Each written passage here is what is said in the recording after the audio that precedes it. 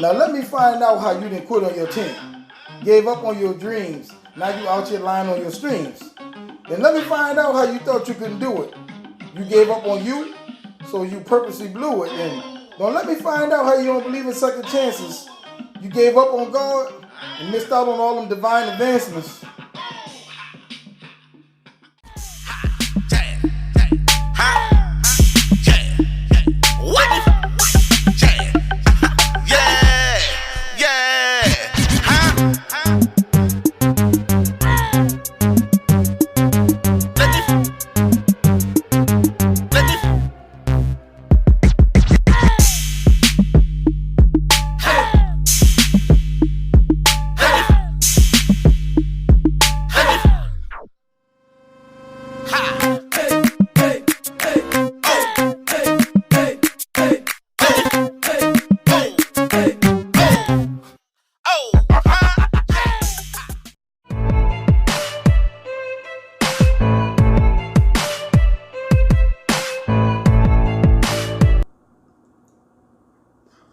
What up? What up? What up? What up? What up? What up? What up? What's happening, y'all? It's your boy Tassa the Gospel Poet, and I'm back with another episode, The Hasbeens.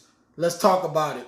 But before we talk about the Hasbeens, let's talk about Fifth Ward Weeby. You know, New Orleans legend, rap legend, bounce legend. You know, he just recently passed. Much love and condolences goes to his family. You know what I mean? The city loved him, and you know me. I'm not a full-fledged New Orleans, or I don't know what they call them, New Orleans, Louisianian, or whatever. Me just moving back down here a year ago. I'm still trying to get my my bearings back. You know what I'm saying? Trying to get accustomed. But the one thing they take long to get accustomed to is sports. You know what I'm saying? Because we got the Saints, and then living here in Baton Rouge, we got LSU. The Tigers. You know what I mean? Tiger baseball and Tiger football. Basketball, but football, shout out to the LSU Tigers. They just won the national championship. You heard me? Them boys really did their thing. They going to go down in history as one of the greatest teams ever in college football. I mean, they beat they beat 4 of the top 4-5 teams in college football this year. You know what I'm saying? They held it down for Louisiana, baby. They represented, man. But let's talk about the has-beens, though. Three people on that Louisiana State University team, a coach, 2 of the coaches, and a player, right? Let's start off talking about Coach O. Everybody know Coach O because everybody like to crack jokes about him and say he the dude from the Water Boy. I talk about go Tigers, go Tigers. You know what I'm saying? And I ain't going to try to imitate Coach O. That's the best you're going to get from me. But I remember when I first moved out here, man, going to the local comedy scenes here in Baton Rouge, they had this one dude, man. He looked like a miniature version of Coach O, man. He could do it perfect, man. He would do a whole comedy set on doing Coach O. And it was just so funny, man, because you only understood about 50% of what he was saying. You know what I mean? And for me, growing up down here, but being gone for the last 20 years in Michigan, having to get reacquainted, I have to get reacquainted with the Cajuns. You know what I'm saying? And it's kind of funny to me because, me living different places, I've always had the group of people I had to get acquainted with. You know what I'm saying? Whether it's the Cajuns of Louisiana, the Gullahs and the Geechees of South Carolina. You know what I'm saying? So you always going to have that group of people that's going to talk, and you have to listen close to what they're saying, or else you're going to miss what they're saying. You feel me? You know what I'm saying? But anyway, well, let's talk about Coach O, right? So Coach O is that coach where before he got that job at LSU, Coach Miles was there, right? Coach Miles was the coach that got LSU a championship after Nick Saban. So the city loved him. The state loved Coach Miles, right? But I remember being in Michigan watching LSU games, and Coach Miles playing and Coach Miles second to last year, you start hearing a lot of rumbling, a lot of noise about Coach Miles, right? Coach Miles was an old school, hard mouth, punch you in the mouth football coach. Run it down your throat, right? But as we see college football, everything we see is changing, right? So you know that you can't just do smash mouth football like you used to, right? And win, So the writing was on the wall for Coach Miles, right? Because Coach Miles, he didn't want to change his offense. They even gave Coach Miles a second year because I remember I thought he was going to get fired. They gave him another year because they figured, okay, maybe he's going to change it up. And he didn't change it. He just kept, smashing off football, and it didn't work. So all of a sudden, you start hearing about Coach O, right? Coach O took over for Coach Miles, and me, being in Michigan, I didn't really know much about Coach O. Only thing I knew about Coach O, what was going on in the news media was this dude was at USC, didn't work at USC because the way he talked, you know what I mean? And I know there was probably other reasons, but that was one of the main reasons. The USC didn't like the way he sound because he was Cajun. And he's Cajun. He's a Cajun boy for real. So that just makes him being in Louisiana even more just genuine because hometown kid, I don't know where exactly he's from, but he's a Louisiana boy, sounds like Louisiana, represents Louisiana to the fullest. He's a Cajun, you know what I'm saying? And to have a Cajun lead the college national football champs is perfect, you know what I mean? He represented LSU to the fullest. Nobody else could have represented LSU like he did. He's an LSU boy, you know what I mean? I don't even know if he went to LSU. I don't think he even went to LSU. He went to Northwestern Louisiana. But he's an LSU boy. From now on, he's LSU. You know what I'm saying? He only got the one championship, and he's still LSU. I think he's more famous than Coach Miles now. But anyway, Coach O went to USC, didn't work out for him. He went to Ole Miss, didn't work out for him. He gets the intern job at LSU.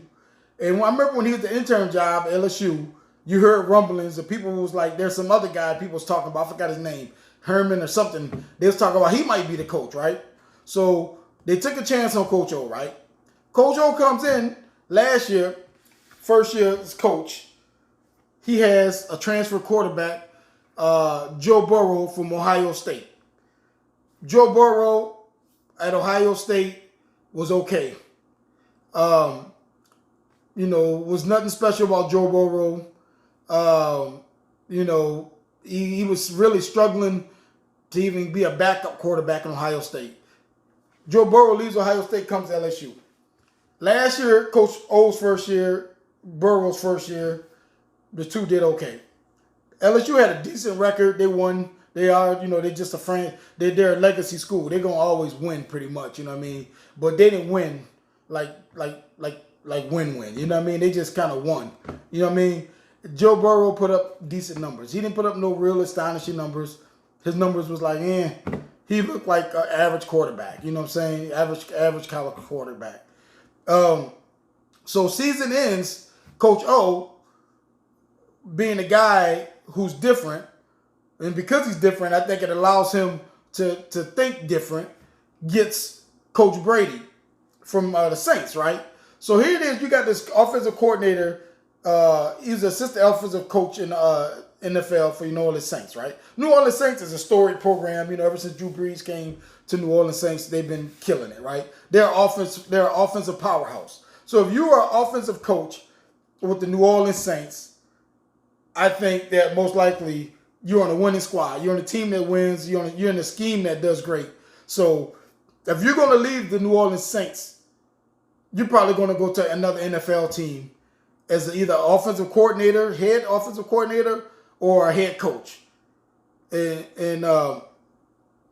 Joe Brady is a young guy. Joe Brady is born in the late 80s, so he's young, you know what I mean? Hell, I was in damn high school, I think, when Joe Brady was born, you know what I mean? And that's crazy, you know what I'm saying? So Joe Brady, instead of going to another NFL team, it's almost like he took a step down and it came to a college team. And when he came to LSU, nobody knew LSU was going to be LSU of this year. You know what I'm saying? So Brady comes with that pro-style offense, and him and Coach O, implemented together, and what you had was like pure magic. Joe Burrow, who was average at best last year, is now going to go down in history as the greatest college quarterback ever. He has all the stats. He broke every college quarterback stats this year. He's done everything no other college quarterback ever did. As a team, they did nothing no other college team ever did. They beat the top teams by good margins. I think they beat the top the teams they beat four of the top ranked teams by a margin of 21 points. That's ludicrous. You know what I'm saying? That's crazy. But that just goes to the brilliance of LSU.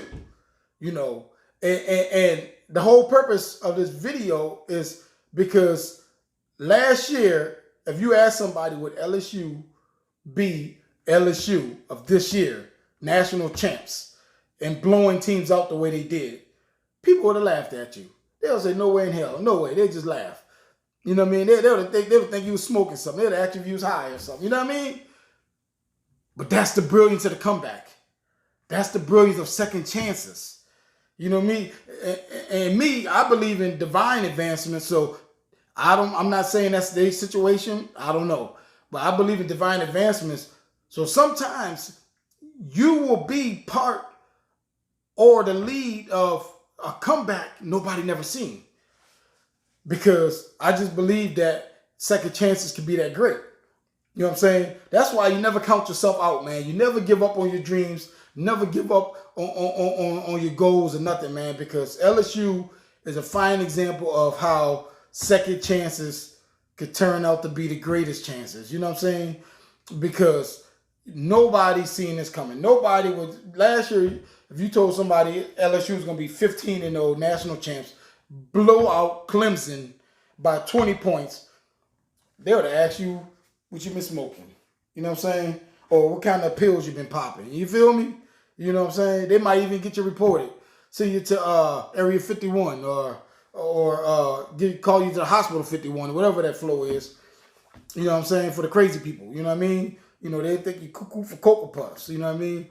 But sometimes cuckoo is not cuckoo. You know what I mean? You know, so shout out to Coach O, Joe Burrow, you know what I mean?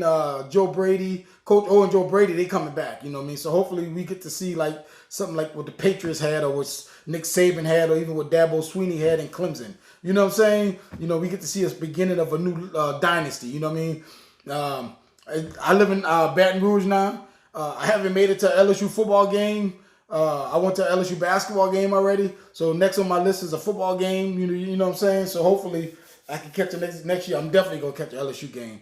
I don't care if I got to take my income tax money. You know, I'm lying because, you know, I don't get nothing back in income tax. I'm sorry. I'm middle class. I'm a man with no children. Anyway, I'm just playing. But real talk, though, I don't get nothing back in income tax. So don't be come knocking on my door thinking I got money for income tax. I don't get nothing. I get lucky if I don't pay the government. You feel me? But anyway, with a little bit money I do get back from income tax, you better believe I'm putting that aside for some tickets. You feel me? Yeah, buddy. I'm going to a Tigers game. You heard me? Go Tigers, yeah. If I can, man, I might have to see Coach O up in Kane's restaurant, catch a picture or something. You know what I mean? Because I need that for my wall. You heard me? You know what I'm saying? Because, you know, it ain't too often you get to take a picture with one of the greatest college coaches. You know what I'm saying? Greatest college coach season, at least. If Coach O don't do nothing else in his college football career, he still gonna have the greatest college season ever. You heard me? So I'm good. I hope y'all good. And just remember, second chances are sometimes the best chances. You heard me? Never give up on yourself. Always bet on you. Keep fighting. Never give up. Your best fall is the fall you get up from. You heard me? You know what I'm saying? I know it might not sound right and it sounds kind of stupid, but anyway, you know what I'm saying. It's not how you fall, it's how you get up. You feel me? You get knocked down 10 times, you get up 11. Then you get up 12. You feel me? Well, this has been your boy Toss of the Gospel Poet with another one. You heard me? Deuces. Go Tigers. Racetrack.